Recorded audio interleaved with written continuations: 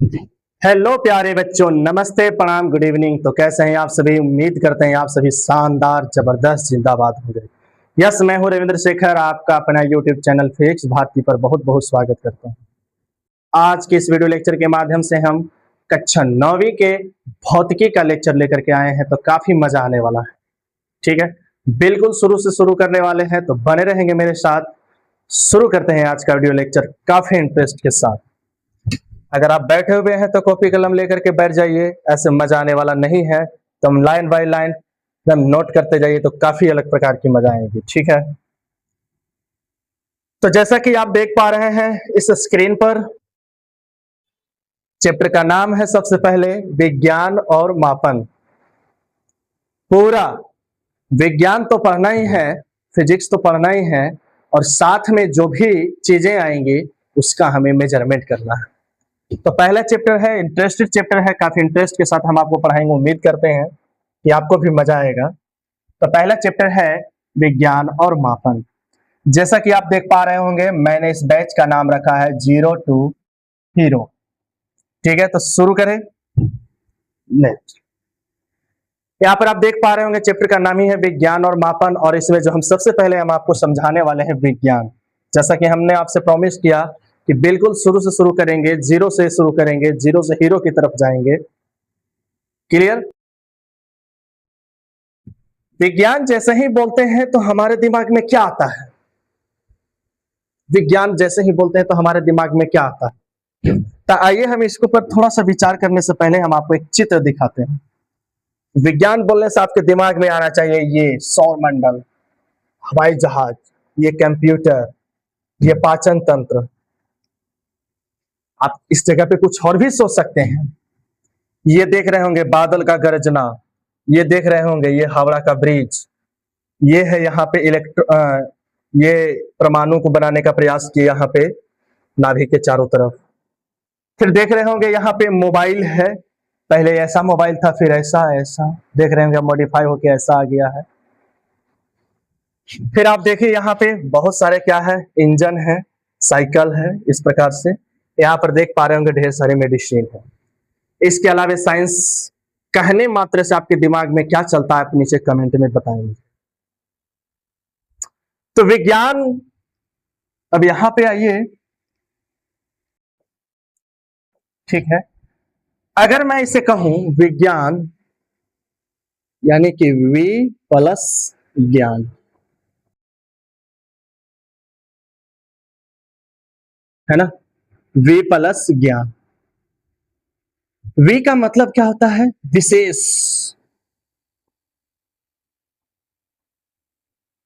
और ज्ञान तो समझ ही रहे हैं, इसका एक और मीनिंग हम बता देते हैं, जानकारी।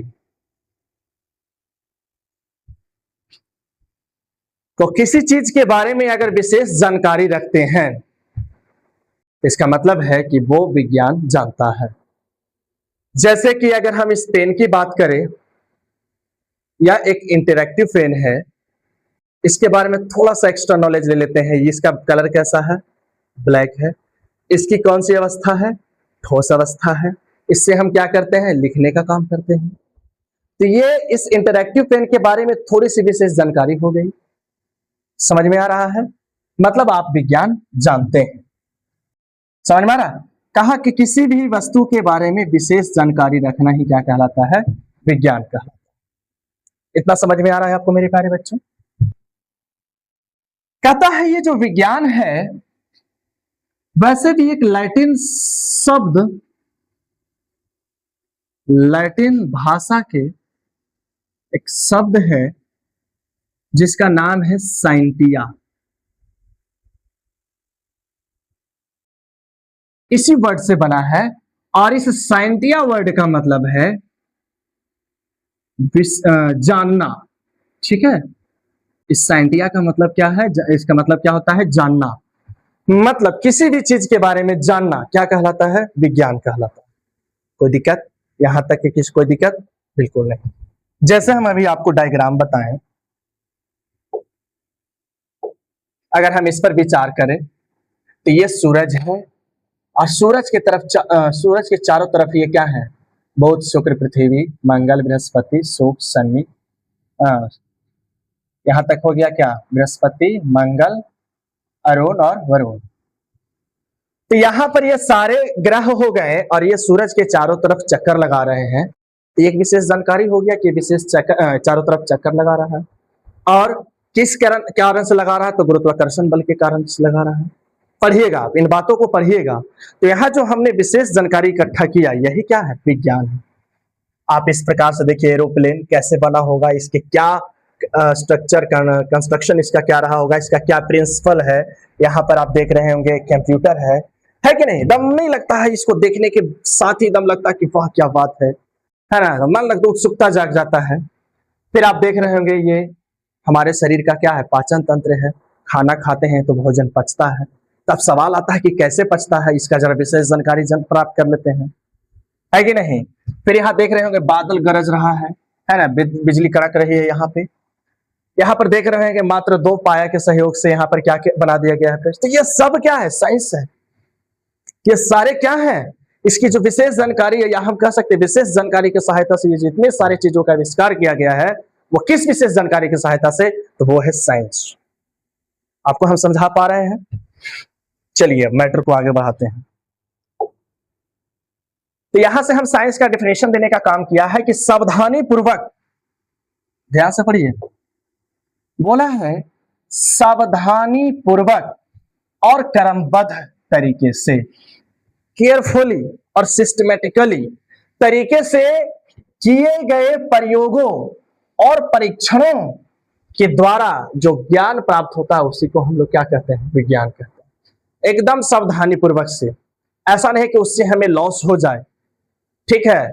तो सावधानी पूर्वक से और सिस्टमैटिक, एक के बाद एक जानकारी प्राप्त करना ही है ना। जो जानकारी प्राप्त किए उस ज्ञान को ही हम लोग क्या कहते हैं, विज्ञान। एक और डेफिनेशन आप देख पा रहे होंगे यहाँ पे, कहता है किसी वस्तु के बारे में वास्तविक क्रमबद्ध, इसी को मॉडिफाई करके वास्तविक क्रमबद्ध एवं विशिष्ट ज्ञान को क्या कहते हैं, विज्ञान। रियल, यहाँ पर देख रहे होंगे वास्तविक, मतलब किसी भी वस्तु के बारे में रियल जानकारी। ऐसा नहीं कि वो उसके बारे में हमने कोई ज्ञान कुछ जानकारी प्राप्त किया और वो बात उसके बारे में क्या हो जाए, बदल जाए, ऐसा नहीं होना चाहिए।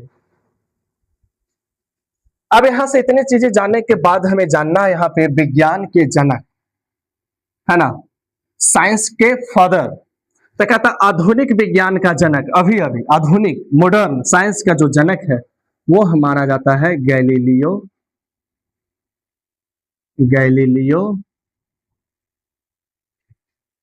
गैलीली को। आधुनिक साइंस का जनक है ना, आधुनिक विज्ञान का जनक किन्हें कहा जाता है, बिल्कुल आप सही देख पा रहे हैं, गैलीलियो गैलीली। और प्राचीन विज्ञान का जनक अरस्तु को माना जाता है। ये वही अरस्तु है जो जीवों का वर्गीकरण करते हैं, जीव विज्ञान का विकास करते हैं, वही अरस्तु है ना। तो यहाँ पे अरस्तु को बोला गया है प्राचीन विज्ञान का जनक। आगे बढ़े। अब यहां पर देख पा रहे होंगे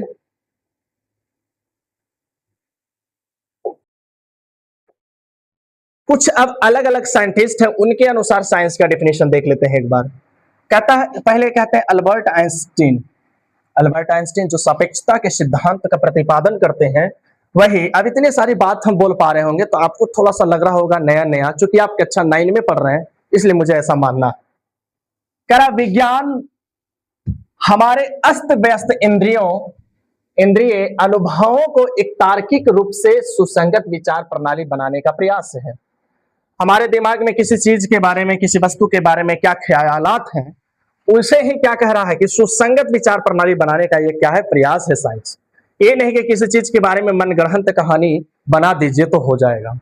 जैसे हम इसको एक एग्जाम्पल अपने पर्सनल लाइफ से इसको एग्जाम्पल देते हैं।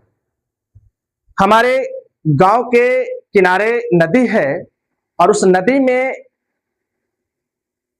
व्यक्ति के मरने के बाद, किसी व्यक्ति के मरने के बाद उसने जलाया जाता है।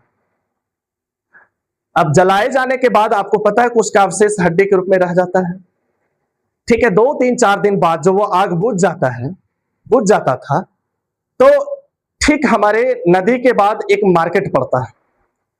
तो कई बार ऐसा होता था कि रात में लोग मार्केट से उस नदी को पार करके घर आते थे। और घर आने के बाद मैंने घर आने के क्रम में रात में खास करके जब तेज हवाएं चलती थी तो देखता था कि जहां पे जो लाश जलाया गया था, मुर्दा को जलाया गया था, वहां पर देखते थे कि आग धधकता था, आग। तो लोगों का ऐसा पहले मानना था कि नहीं, वो भूत के कारण हो रहा है, भूत पिचास के कारण हो रहा है, आत्मा के कारण हो रहा है। समझ पा रहे हैं मैं क्या बोल रहा हूं? तो ये अज्ञानता के कारण हो रहा है, ऐसा कुछ था नहीं। तो बाद में पता चला कि नहीं, हमारे हड्डी में क्या है, कैल्शियम और फास्फोरस है। वही हवा के रगड़ के कारण, जब हवा चलता है तो उसके घर्षण के कारण वो प्रज्वलित हो जाती है। तो रियल रीजन ये है। लेकिन पहले, इससे पहले जिसको जानकारी इस चीजों के बारे में नहीं था, उसे सिर्फ क्या लगता था, भूत पिशाच। तो वही कह रहे हैं अल्बर्ट आइंस्टीन कि सुसंगत विचार प्रणाली बनाने का एक प्रयास है अल्बर्ट आइंस्टीन किसका, तो हमारे जो भी इंद्रिय, हमारे जो भी आंख कान नाक जो भी है। फिर वही अरस्तु साहब क्या कहते हैं? अरस्तु कहते हैं विज्ञान व्यवस्थित ज्ञान है जो कारणों पर क्या है, आधारित है। कहता है जो भी ज्ञान है, जो भी नॉलेज है, उसकी एक कारण है। समझ में आ रहा है? जैसे हमने अभी अभी कहा कि पृथ्वी सूरज के चारों तरफ क्या करता है, परिक्रमा करता है। तो उसका एक कारण है कि किस बल के कारण, तो गुरुत्वाकर्षण बल के कारण। क्लियर हो रहा है? किसी वस्तु को अगर हम ऊपर फेंके तो वो कहां आ जाता है, नीचे। तो इसका भी एक क्या है, कारण है। समझ में आ रहा है कि वो गुरुत्वाकर्षण बल के कारण नीचे आ रहा है। अगर हम इस हथेली को इस प्रकार से क्या करते हैं, रगड़ करते हैं, तो ये क्या हो जाता है, हथेली गर्म हो जाता है। तो क्यों गर्म हुआ था, घर्षण के कारण। यहां पर जो भी बिजली बल्ब आप दिख रहा है, आपको दिख रहा है या नहीं भी दिख रहा है, मुझे दिख रहा है, ये मुझे प्रकाश दे रही है। तो ये प्रकाश क्यों? क्योंकि इसमें बिजली आ रहा है, इसमें हीटिंग इफेक्ट हो रहा है, उसमें फिलामेंट होने, बल्ब में वो हीटिंग हो रहा है, वो हमें प्रकाश दे रहा है। तो वही कह रहा है कि विज्ञान व्यवस्थित ज्ञान है जो कारणों पर आधारित है, बिना रीजन के विज्ञान नहीं होता। फिर आते हैं गैलीलियो गैलीली साहब क्या कहते हैं? गैलीलियो गैलीली साहब कहते हैं कि विज्ञान केवल वही है जो मापा जा सकता है, जिसका मेजरमेंट पॉसिबल है, वही विज्ञान है। और उन्होंने ये भी कहा कि जिसे मापा नहीं जा सकता है, उसे मापने योग्य बनाना ही क्या कहलाता है, विज्ञान है कि नहीं? समझ में आ रहा है क्या बोल रहे हैं? ये कह रहा है जिसका मेजरमेंट पॉसिबल है, जिसको हम माप सकते हैं। जैसे वजन को हम माप सकते हैं, तो वजन को मापना, किसी वस्तु के बारे में अगर हम अध्ययन कर रहे हैं तो उसका हम वजन माप रहे हैं, तो इसको माप रहे हैं अगर, तो यही क्या है, विज्ञान है। अब अगर नहीं माप पा रहे हैं तो इसके बारे में क्या कर रहे हैं, ये मापने योग्य बनाना ही क्या कहलाता है, विज्ञान कहलाता है। समझ में आ रही है? बिल्कुल बिल्कुल बारीकी से हम आपको बताने का ट्राई कर रहे हैं। अब इसके बाद कहता है कि जो साइंस के बारे में शोध करते हैं, विज्ञान साइंस के बारे में जो ज्यादा जानकारी रखते हैं, उन्हें हम साइंटिस्ट कहते हैं। और अगर आप साइंस पढ़ रहे हैं और आप साइंटिस्टों के दो चार नाम नहीं जानते हैं, तो फिर आप साइंस क्यों पढ़ रहे हैं? आप किससे इंस्पायर होंगे? तो जाहिर सी बात है कि आपको 3-4 साइंटिस्ट के बारे में पता होना चाहिए। यहां पर देखिए, हम आपके सामने ये भी लिस्ट बना करके रखें, आप देख लीजिए। ये अभी अभी हमने कहा कि प्राचीन विज्ञान के ये जनक हैं अरस्तु, प्रणाम करते हैं इनको। Galileo Galilei, Aryabhata, Newton, Albert Einstein, CV Raman, Homi Jehangir Bhabha, doctor APJ Abdul Kalam. इनके अलावा बहुत सारे वैज्ञानिक हैं, James Watt, Robert Boyle, Archimedes, है ना, ओम, समझ में आ रहा है, वोल्ट, ये सभी क्या है, वैज्ञानिक है। यहाँ पर आपके सामने भी दिख रही है, सारे के सारे क्या है, वैज्ञानिक है। इनमें तो ये दो वैज्ञानिकों का मुलाकात आपको कक्षा 9वीं में ही हो जाएगी, आपको गैलीलियो गैलीली साहब से और न्यूटन साहब से। न्यूटन वही जो गुरुत्वाकर्षण का सार्वत्रिक नियम देते हैं, न्यूटन वही जो गति के नियम देंगे। फिर से मैं वही बात बोलूंगा कि आप चूंकि आपका ये क्लास शुरू हो रहा है, अगर पहले से पढ़ लिए तब तो ठीक है, नहीं तो आपको ये इनके बारे में जानकारी मिलेगी। गैलीलियो गैलीली साहब, ये जड़त्व के नियम का खोज। आर्यभट्ट साहब, जीरो का आविष्कार। यहाँ पर देख रहे हैं अरस्तु, है ना, प्राचीन विज्ञान का जनक। अल्बर्ट आइंस्टीन, सापेक्षता का सिद्धांत, ठीक है, मास और एनर्जी के बीच रिलेशन बताते हैं ये। सीवी रमन, रमन इफेक्ट, रमन प्रभाव के बारे में। होमी जहांगीर भाभा, ये परमाणु कार्यक्रम से रिलेटेड है ना। डॉक्टर एपीजे अब्दुल कलाम, मिसाइल मैन के नाम से इन्हें जाना जाता है। तो ये हमारे विश्व के कुछ प्रमुख क्या है, वैज्ञानिक है। ये बहुत कम है, ऐसे बहुत सारे वैज्ञानिक है। आप इनका कमेंट में नाम अपने इस तरह से बता सकते हैं, कौन कौन और हो सकते हैं जो। चलिए मैटर को आगे बढ़ाएं हम। थोड़ा सा एक बार चेक कर लेते हैं कि वीडियो रिकॉर्ड हो रहा है या नहीं। बिल्कुल हो रहा है, आगे बढ़ते हैं। अब यहां पर हम लोग को जानना है विज्ञान का वर्गीकरण, क्लासिफिकेशन ऑफ साइंस। कहते हैं विज्ञान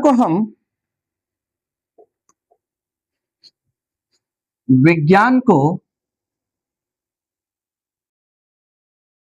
शुरुआत में हम दो ब्रांच में बांटने का काम करेंगे। कितने ब्रांच में भैया? दो ब्रांच।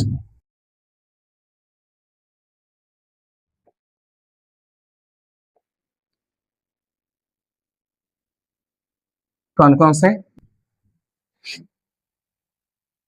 एक भौतिक विज्ञान,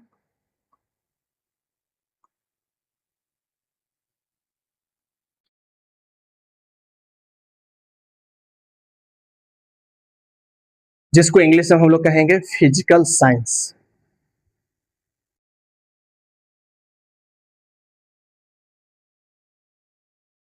ठीक है, फिजिकल साइंस जो साइंस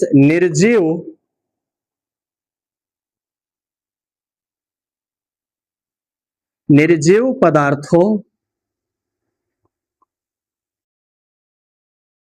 एवं संबंधित घटनाओं से संबंधित है। तो भौतिक विज्ञान में क्या होगा? निर्जीव पदार्थों एवं संबंधित घटनाओं का अध्ययन। भौतिक विज्ञान में निर्जीव वस्तुओं के बारे में अध्ययन होगा और उसके कारण घटने वाली जो भी घटनाएं होंगी वो इसमें स्टडी करेंगे हम। फिर इसके बाद भौतिक विज्ञान, इधर आ जाइए अब, जीव विज्ञान। जीव विज्ञान इंग्लिश में कहेंगे इसको लाइफ साइंस, या तो फिर हम इसको कहेंगे शॉर्ट में बायोलॉजी। क्लियर हो रहा है? इस जीव विज्ञान में क्या होगा? साफ पता चल रहा है, जीव विज्ञान यानी सिंपल सी बात है कि इसमें सजीवों के बारे में अध्ययन होगा। सजीवों के बारे में अध्ययन, समझ रहे हैं बात को? जीव विज्ञान में क्या होंगी? तो सजीवों के बारे में अध्ययन होगी। क्लियर हो रहा है?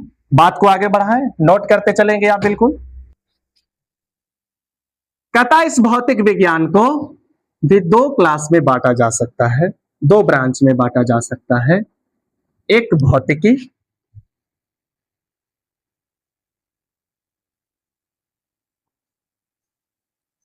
जिसको हम लोग कहेंगे फिजिक्स, और दूसरा केमिस्ट्री, रसायन शास्त्र। रसायन शास्त्र,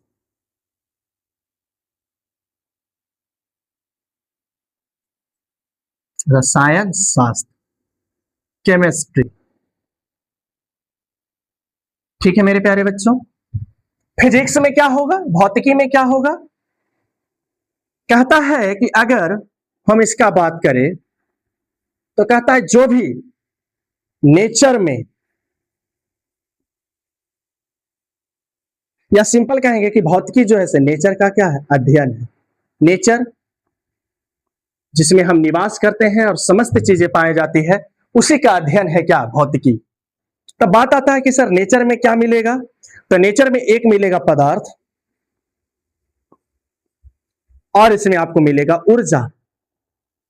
पदार्थ जो आपको दिख पा रहा है और वो जो है से उसमें जो नेचर में है वो क्या पाया जाता है? वो एनर्जी। इसी एनर्जी के द्वारा तो सारी चीजें क्या हो रही है? संचालित हो रही है। तो उसी के बारे में पढ़ना है, उसी के बारे में अध्ययन क्या कहलाता है? भौतिकी कहलाता है ना। और इसके बाद कहता है कि जो भी नेचर में घटने वाली क्या है? प्राकृतिक घटनाएं हैं। प्राकृतिक घटनाएं, इसका क्या? अध्ययन। मतलब हम कह सकते हैं कि भौतिकी का डेफिनेशन कि भौतिकी विज्ञान की,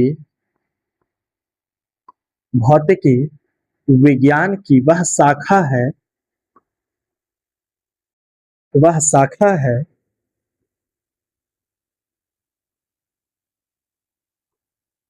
जिसके अंतर्गत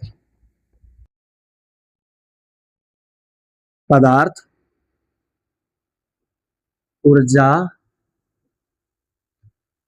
व संबंधित प्राकृतिक घटनाओं का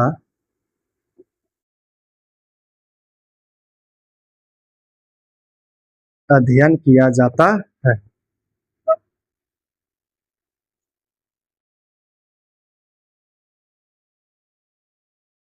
समझ में आई बात? यहां से एक वर्ड आया है प्राकृतिक घटनाओं का। प्राकृतिक घटना मतलब हमारे नेचर में जो भी घटनाएं घट रही है, जैसे हमने अभी स्क्रीन पर दिखाया था बादल का गरजना या बिजली का चमकना, सूरज के पृथ्वी माने पृथ्वी को सूरज के चारों तरफ चक्कर लगाना, ये हमारी जो आवाज है ये आप तक पहुंचना। समझ में आ रहा है? और ये जो हमने हाथ ऊपर नीचे ऐसे कर रहा है, ये भी ये क्या है? प्राकृतिक घटनाएं हैं। समझ में आ रहा है? ये सूरज के प्रकाश को पृथ्वी तक पहुंचना, दिन रात का होना, मौसम का बदलना, ये सभी के सभी क्या है? प्राकृतिक घटनाएं हैं। और इसी प्राकृतिक घटनाओं का जो अध्ययन कहलाएगा वो क्या कहलाएगा? फिजिक्स कहलाएगा। समझ में आ रहा है? तब यहां से कहता है कि जो प्राकृतिक घटनाओं का अध्ययन करेंगे तो कैसे करेंगे? तो कहता उन घटनाओं को नियम या सिद्धांत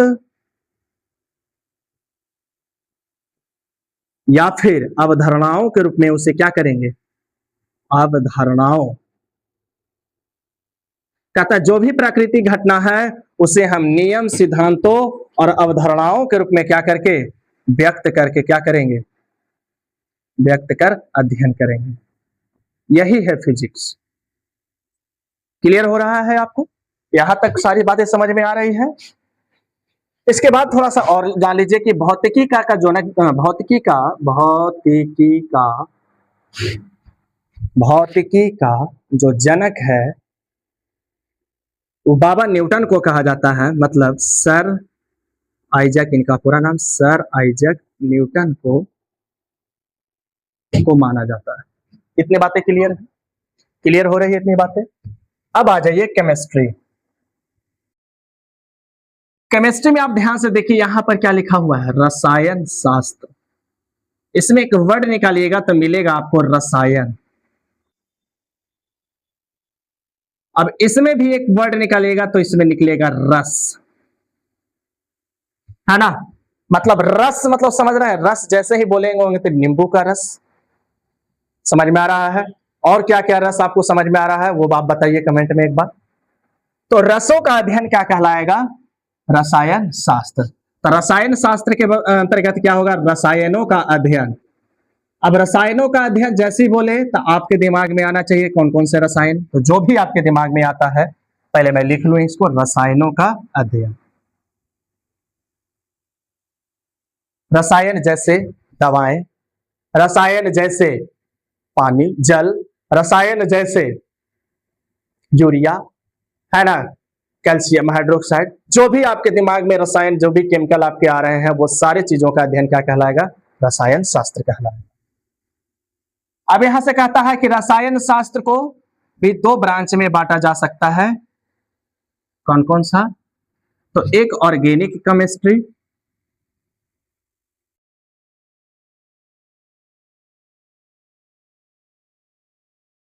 और आगे इनऑर्गेनिक केमिस्ट्री।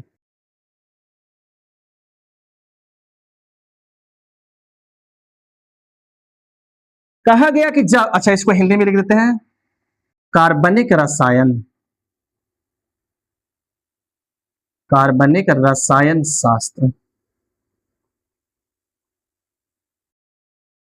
और इसका अकार्बनिक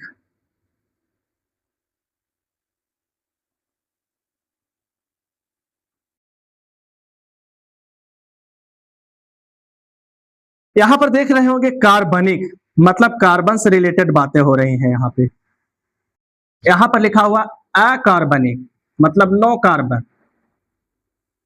नो कार्बन। कह रहा है कि जब देखा गया, रसायनों पर विचार किया गया तो कहता है कि बहुत सारे अधिकांश मटेरियल जो हैं वो कार्बन से सम्मिलित होकर के बने हैं, कार्बन के संयोग से होकर के बने हैं। तो सुविधा के दृष्टिकोण से रसायन शास्त्र को क्या किया गया, दो ब्रांच में बांट दिया गया, एक ब्रांच ऑर्गेनिक केमिस्ट्री और एक ब्रांच इनऑर्गेनिक केमिस्ट्री। यानी कार्बन से बने जितने भी रसायन है उसको ऑर्गेनिक केमिस्ट्री में पढ़ा जाएगा, और बिना कार्बन से बने जो रसायन है उसको इनऑर्गेनिक केमिस्ट्री में पढ़ा जाएगा। जैसे अगर हम कहें दो चार कार्बन से बने कुछ रसायनों का नाम ले लीजिए, तो जैसे पॉपुलर है CO2 है ना, यूरिया का नाम सुनेंगे NH2 CO NH2 है ना, मेथेन का नाम जान लीजिए CH4, कार्बन मोनोऑक्साइड CO, ऐसे तमाम जो है से कार्बन से बने क्या है, रसायन है। क्लियर हो रहा है। बिना कार्बन से बने अगर कहे तो जल H2O HCl, समझ में आ रहा है। ये एकदम इजी कंपाउंड, इजी रसायन का नाम हम ले रहे हैं, इजी केमिकल का नाम ले रहे हैं। तो कह रहा यही इनके बारे में अध्ययन किसमें, तो ऑर्गेनिक केमिस्ट्री में। और इन तरह के मटेरियल को कहां पे पढ़ेंगे, इनऑर्गेनिक केमिस्ट्री में। क्लियर हो रहा है आपका मेरे प्यारे बच्चों। आगे बढ़ा जाए। कहता रसायन शास्त्र का जो जनक है लेबोजियस बाबा को कहा जाता है, लेबोजियस। रसायन शास्त्र का जनक किन्हें कहा जाता है, लेबोजियस को। अब आ जाइए थोड़ा सा इधर जीव विज्ञान का। तो जीव विज्ञान में हमें क्या कहा, सजीवों के बारे में अध्ययन क्या कहलाता है, जीव विज्ञान। क्लियर है ना। कहता है कि अगर जीव विज्ञान को ब्रांच में बांटे तो इसको भी दो ब्रांच में बांटा जा सकता है। एक ब्रांच जिसे हम लोग कह सकते हैं जूलॉजी, और एक ब्रांच जिसे हम लोग कह सकते हैं बोटनी। जूलॉजी मतलब जंतु विज्ञान,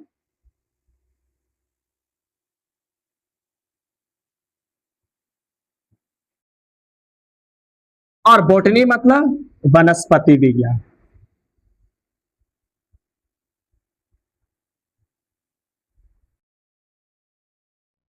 तो वनस्पति विज्ञान में और जंतु विज्ञान में क्या चर्चाएं होंगी।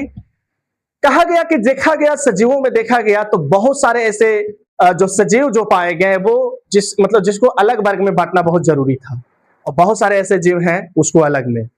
जैसे तो वही पेड़ पौधों, वनस्पति का यहाँ पर मतलब क्या है, वनस्पति का जो अभिप्राय है वो पेड़ पौधों से है। सुन रहे हैं। इस पृथ्वी पर देखा गया जीवों के बारे में तो देखा गया पेड़ पौधों की भी संख्या में कमी नहीं है, अलग अलग प्रकार के पेड़ पौधों के बारे में देखा गया। तो वही कह रहा, वही पेड़ पौधों के अध्ययन को हम लोग क्या कहेंगे, वनस्पति विज्ञान। और जंतुओं का अध्ययन जिसमें हम आते हैं, हम भी ये क्या है, जंतु हैं, आप भी ये क्या है, जंतु हैं, गाय भैंस बकरी मछली कुत्ता सियार है ना, बिल्ली कीट पतंग सूक्ष्म जीव, ये सब किसके बारे में हम लोग पढ़ेंगे, जंतु विज्ञान के बारे में पढ़ेंगे। अब यहां से अगर कहें कि जंतु विज्ञान के जनक किन्हें कहा जाता है, तो जनक आप एकदम सीधे अभी तुरंत हम कहे थे अरस्तु को कहा जाता है। तो ये इतना हमने आपको क्या बताया, विज्ञान का वर्गीकरण के अंतर्गत इतनी सारी बातों का हमने चर्चा किया। चलिए अब बात को आगे बढ़ाते हैं। चलिए अब यहां से हमने अभी अभी आपको कहा कि किसी भी वस्तु के बारे में सिस्टमैटिक जो स्टडी होगा, उसके बारे में जो गहन अध्ययन होगा, उसको हम लोग विज्ञान कहते हैं, और विज्ञान का अध्ययन करने वाले को वैज्ञानिक कहते हैं। तो जो वैज्ञानिक होंगे उनके काम करने के कुछ तरीके होंगे। ऐसे तो नहीं सूता उठा और किसी भी चीज के बारे में एक्सपेरिमेंट शुरू हो जाता है, नहीं, वो एक सिस्टम के अंतर्गत होता है। तो वैज्ञानिक क्या कह, यहाँ पर टॉपिक क्या है, तो वैज्ञानिकों के काम करने के तरीके। कहता है कि सबसे पहले जो भी घटनाएं घटी है उसका सावधानी पूर्वक क्या किया जाएगा, परीक्षण किया जाएगा। परीक्षण का मतलब देखा जाएगा। क्लियर। फिर यहां पर कह रहा है कि परीक्षण कर लिए, देख लिए आप, तो कह रहा है कि आप देखिए कि जो घटना घटा है उसका कारण क्या होगा, संभावित कारणों का अनुमान लगाइए, मतलब सोचिए उसके बारे में। मतलब किसी घटना के पहले देखिए फिर उसको क्या करिए, सोचिए। अब सोचने के बाद क्या कहता है यहाँ पे कि परीक्षणों और प्रयोगों द्वारा अब एक्सपेरिमेंट करिए, समझ में आ रहा है, टेस्ट करिए, और टेस्ट करके कारणों की क्या करिए, जांच करिए। समझ में आ रहा है, जांच करने का काम करिए। मतलब पहले क्या करो, देखो, पहले क्या करो, देखो, फिर क्या करो, सोचो, फिर क्या करो, जांचो, परखो। फिर कह रहा है जांचने के बाद, जांचों के आधार पर आप किसी निष्कर्ष पर पहुंचिए। वैज्ञानिक लोग किसी निष्कर्ष पर पहुंचते हैं। फिर कह रहा है किसी निष्कर्ष पर पहुंचने के बाद अगर लगता है कि वो निष्कर्ष गलत है या लगता है कि उस निष्कर्ष में और भी बातें जोड़ी जा सकती है तो उसमें कुछ परिवर्तन लाइए। तो वही कह रहा है यहाँ पे कि आवश्यकता अनुसार विचारों और सोच में अपरिहार्य परिवर्तन करना। इन पांचों बातों को अगर शॉर्ट में देखें तो पहले कहता है देखो, सोचो, जांचो, निष्कर्ष निकालो और सुधार करो। अब लग रहा होगा कि सर ये तो आपने बता दिया, समझा दिया, इस पर एक उदाहरण दे लिया जाए। उदाहरण ले लिया जाए, जैसे देखिए अभी यहां पे हम लाइट में है ना, रोशनी में हम आपको पढ़ा रहे हैं या वीडियो लेक्चर रिकॉर्ड कर रहे हैं। अगर इसमें हम देखें कि जब हमने स्विच को ऑन किया तो एक भी बल्ब नहीं जला, या हम कह सकते हैं एक ही बल्ब है यहां पे और एक बल्ब वो नहीं जला। तो हमने देखा कि बल्ब जल नहीं रहा है, बल्ब जो है लाइट नहीं दे रही। हमने क्या किया, देखा एक बल्ब है,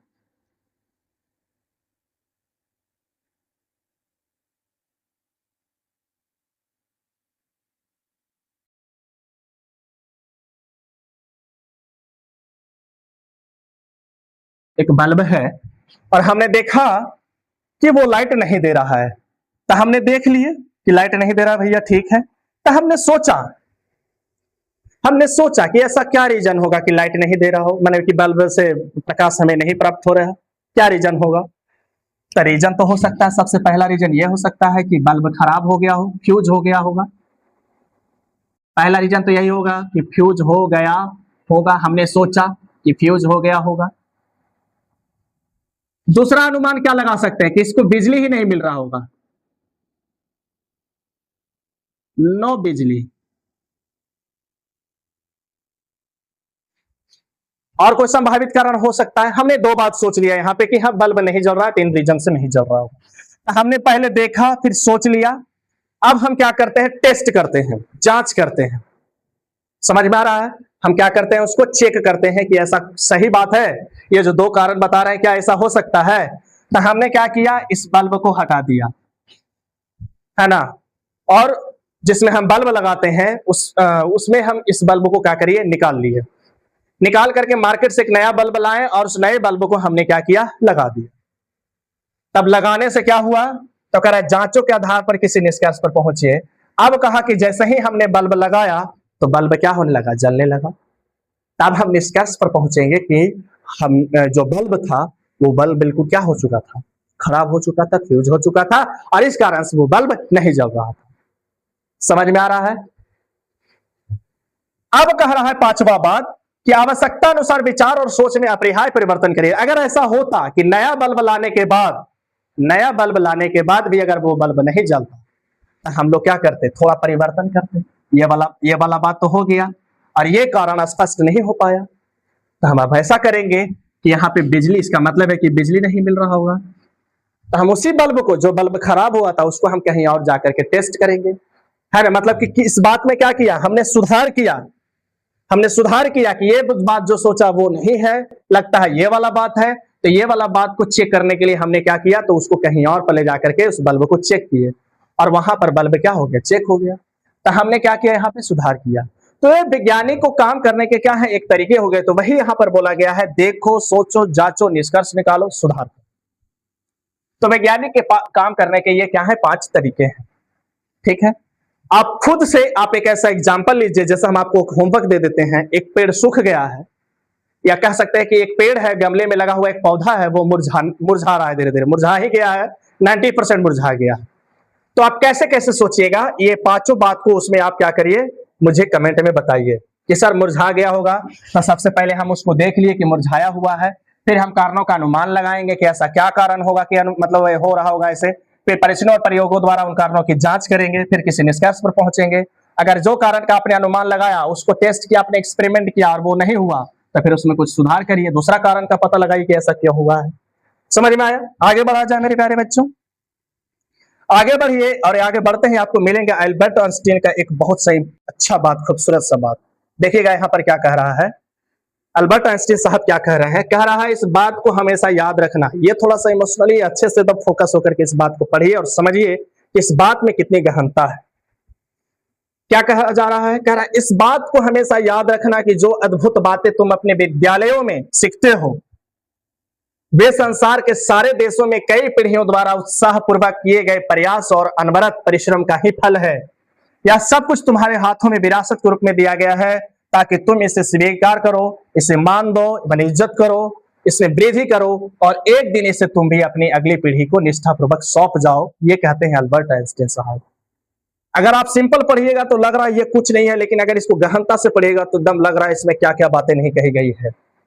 कह रहा है कि जितना भी विज्ञान में जितने भी आविष्कार हो रहे हैं, कोई भी आविष्कार ले लो, जैसे कि अभी हाल फिलहाल में अगर हम मोबाइल की बात करें, मोबाइल का आविष्कार तो बहुत पहले हो चुका था, लेकिन अभी जो वर्तमान समय में मोबाइल का जो उपयोग, उसका जो दुरुपयोग हो रहा है, आप उसका भली भांति से आप उसको जानते हैं।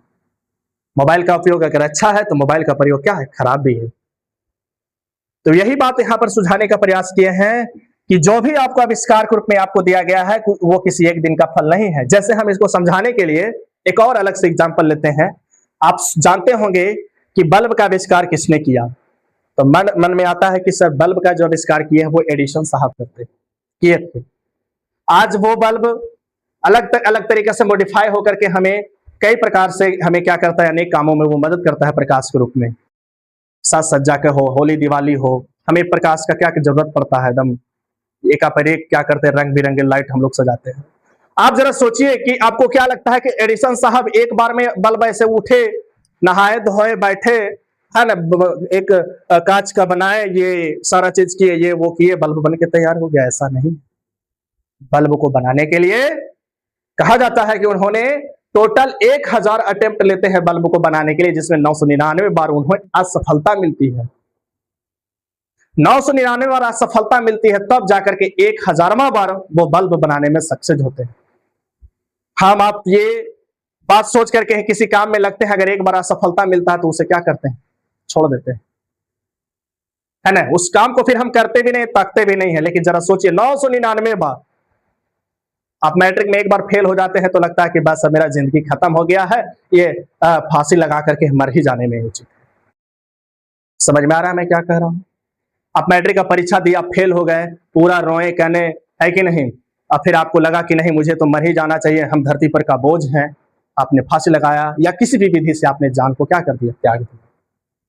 जरा सीखिए एडिसन साहब से। समझ में आ रहा है? वैसा ही एक स्टोरी बताते हैं माइकल फैराडे के बारे में, आप जान लीजिए। माइकल फैराडे कहा जाता है कि वो पेशे से, काम से वो लोहार थे। वो इतने गरीब थे कि उनको पढ़ने के लिए माइकल फैराडे, वही माइकल फैराडे जो विद्युत चुंबकीय प्रेरण का खोज करते हैं, और उसी विद्युत चुंबकीय प्रेरण की सहायता से आज मुझे बिजली प्राप्त हो रही है।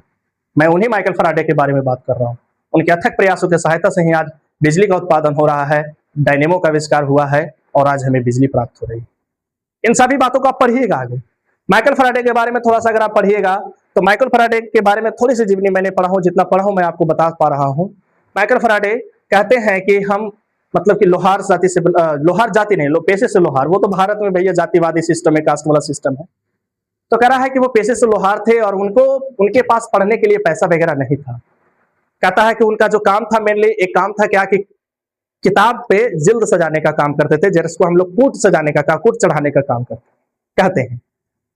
तो कहते हैं कि जब उनके यहाँ वो किताब जैसे उस पर जिल्द सजाने के लिए दिया जाता था, तो वो 2-3 दिन, 4 दिन, 5 दिन, जो भी जितना भी टाइम लगे उतना दिन का टाइम लेते थे, और उतना टाइम उस किताब को पढ़ करके और किताब पे जिल्द सजा करके देते थे। तो सोचिए कितने प्रयासों के माध्यम से वो वैज्ञानिक एक्सपेरिमेंट के द्वारा, आविष्कार के द्वारा हमें वो इतनी सारी चीजें दिए हैं। तो हमें उनका सम्मान करना चाहिए। अल्बर्ट आइंस्टीन साहब हो, या तो फिर आर्यभट्ट हो, या तो फिर एपीजे अब्दुल कलाम हो, किसी भी प्रकार के कोई भी वैज्ञानिक हो, वो पूजनीय है और उनका सम्मान करना चाहिए। तो वही कहते हैं इस बात को हमेशा याद रखना कि जो अद्भुत बातें, जो भी तुम लोग इंटरेस्टेड बातें, जो भी चीजें तुम कल विद्यालय में सीखते हो, सारे संसार के सारे देशों में कई पीढ़ियों द्वारा, एक पीढ़ी नहीं 100 साल कोई एक्सपेरिमेंट में लग गया। तो वही कह रहा कई पीढ़ियों द्वारा उत्साहपूर्वक किए गए प्रयास और अविरत परिश्रम का ही फल है। यह सब कुछ तुम्हारे हाथों में विरासत के रूप में दिया गया है, ताकि तुम इसे स्वीकार करो, है ना, तुम मान दो, इज्जत करो और इसमें वृद्धि करो, है कि नहीं। जैसे मोबाइल पहले बनाया गया था, वो देख लीजिए मोबाइल पहले कैसा था। यहाँ पे आइए, अगर मोबाइल का ही एग्जाम्पल ले लिए हैं तो देख लीजिए पहले कैसा मोबाइल था, फिर ऐसा बना, फिर ऐसा ऐसा ऐसा ऐसा ऐसा, फिर 2000 में आ जाइए, देख लीजिए एकदम मोबाइल में मॉडिफिकेशन हो रहा है। मॉडिफिकेशन होते हुए अब तुम्हारे पास स्मार्टफोन और आईफोन जैसे मोबाइल आ गया। समझ में आ रहा है? तो कैसा लगा ये वाला वीडियो लेक्चर, मुझे बताए। अगर अच्छा लगा तो मुझे कमेंट में एक बार जरूर राय दे अपना। तो मिलते हैं अगले वीडियो लेक्चर में, तब तक लिए ओके, टाटा, बाय, जय हिंद।